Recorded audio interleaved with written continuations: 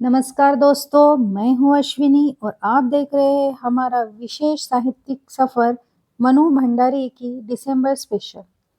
आज की कहानी सिर्फ प्रेम की नहीं है, यह कहानी है निर्णय की, आत्मसम्मान की और स्त्री के उस साहस की जहाँ वह पहली बार खुद को चुनती है।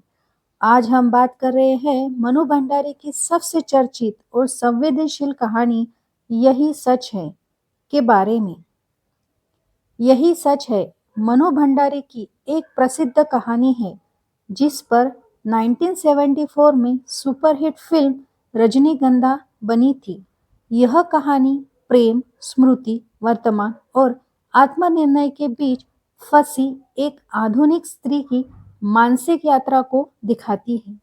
यह केवल त्रिकोणीय प्रेम कहानी नहीं, बल्कि यह उस पल की कहानी है जब एक औरत पहली बार अपने जीवन का फैसला खुद लेती है। कहानी की नायिका दीपा। दीपा एक पढ़ी लिखी, समझदार और आत्मनिर्भर युवती है। वह एक कॉलेज में कार्य करती है और अपनी जिंदगी में आगे बढ़ चुकी है, लेकिन उसका अतीत अब भी उसके भीतर जीवंत है। उसका पहला प्रेम शेखर। कॉलेज के दिनों में दीपा और शेखर का प्रेम बहुत गहरा था। दोनों एक दूसरे के साथ भविष्य के सपने देखते थे, पर परिस्थितियां ऐसी बनी कि वे अलग हो गए। समय बीत गया। दीपा ने खुद को संभाला और अब उसकी जिंदगी में एक नया व्यक्ति आया, अनिल। अनिल शांत, समझदार और स्थिर स्वभाव का युवक है।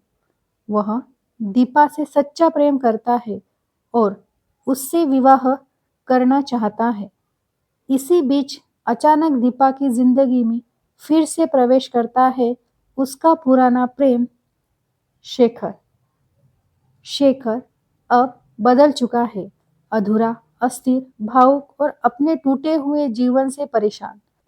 वह दीपा से कहता है कि वह आज भी उससे उतना ही प्रेम करता है और चाहता है कि दीपा उसके साथ फिर से अपनी जिंदगी शुरू करे। यही से दीपा के भीतर संघर्ष शुरू होता है।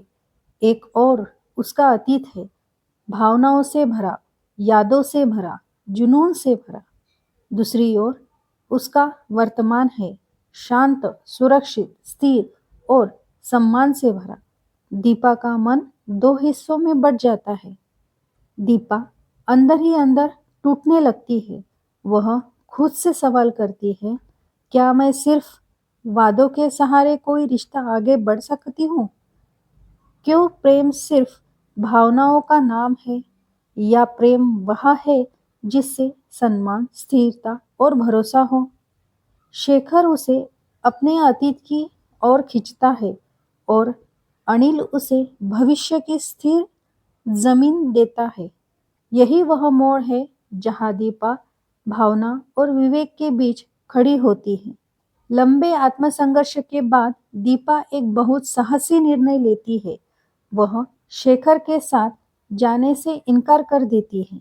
वह समझ जाती है कि शेखर के साथ उसका रिश्ता भावनाओं पर आधारित था, लेकिन उसमें भविष्य की स्थिरता नहीं थी। और अनिल के साथ उसका रिश्ता भले ही शांत था, लेकिन उसमें सम्मान, सुरक्षा और संतुलन था। दीपा अपने लिए अनिल को चुनती है। यही वह पल है जहाँ कहानी का शीर्षक सार्थक होता है, यही सच है। मनु भंडारी इस कहानी के माध्यम से हमें यह सिखाती है कि प्रेम सिर्फ भावना नहीं होती, प्रेम जिम्मेदारी भी होती है।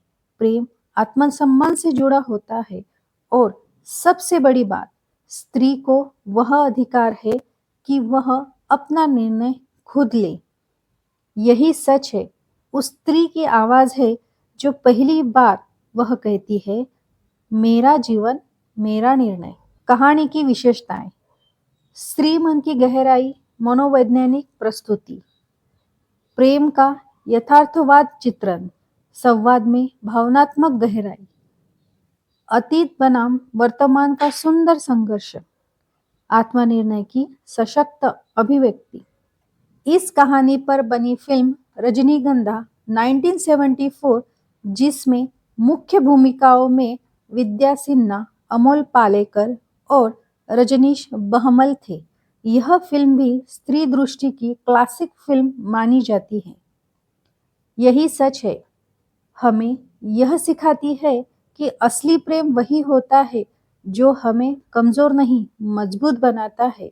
और असली साहस वही है जब कोई औरत समाज से पहले खुद को चुनना सीखती है। तो दोस्तों, अगर आपको यह कहानी और इसका संदेश अच्छा लगा हो तो वीडियो को लाइक करें, चैनल को सब्सक्राइब करें और इसी सीरीज को अपने दोस्तों के साथ ज़रूर शेयर करें। कल आएंगे मनु भंडारी की एक और दिल छू लेने वाली कहानी को। मैं हूँ अश्विनी, मिलते हैं अगली वीडियो में। धन्यवाद।